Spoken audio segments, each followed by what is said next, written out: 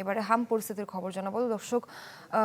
বিভিন্ন জেলাতে প্রতিনিয়ত হামের শিশু মৃত্যুর সংখ্যা বাড়ছে। আমরা একটু গোপালগঞ্জের খবর জানবো। সেখানে আছেন আমাদের সহকর্মী বাদল সাহা।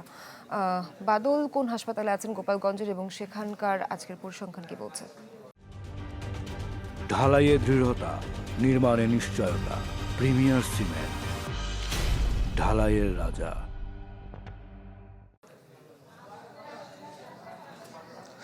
নাবিলা, গোপালগঞ্জে কিন্তু প্রতিনিয়ত হামের উপসর্গ নিয়ে রোগীর সংখ্যা হাসপাতালগুলোতে কিন্তু বেড়েই চলছে। বিশেষ করে গোপালগঞ্জ 250 শয্যা বিশিষ্ট জেনারেল হাসপাতাল এবং মেডিকেল কলেজগুলোতে কিন্তু রোগীর সংখ্যা একটু বেশি। আমি কিন্তু এখন রয়েছি গোপালগঞ্জ 250 শয্যা বিশিষ্ট জেনারেল হাসপাতালের আইসোলেশন ওয়ার্ডে। এখানে কিন্তু যেসব শিশুরা এবং বয়স্ক যারা রয়েছে তারা কিন্তু হামের উপসর্গ নিয়ে ভর্তি হয়ে এই হাসপাতালগুলোতে ভর্তি হয়েছেন এবং আইসোলেশন ওয়ার্ড থেকে কিন্তু তারা চিকিৎসা সেবা নিচ্ছেন।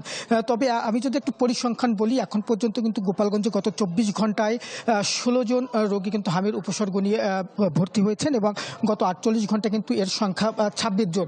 এছাড়া কিন্তু গত জানুয়ারি থেকে এখন পর্যন্ত কিন্তু গোপালগঞ্জে আপনার মোট কিন্তু ভর্তি হয়েছে 1483 জন এবং এখন পর্যন্ত এই জেলায় মৃত্যুর ঘটনা ঘটেছে 2 শিশুসহ 4 জনের। এবং এখন পর্যন্ত গোপালগঞ্জ মেডিকেল কলেজ হাসপাতাল এবং গোপালগঞ্জ 250 শয্যা বিশিষ্ট জেনারেল হাসপাতাল সহ যে 4টি 65 জন রোগী ভর্তি রয়েছেন এবং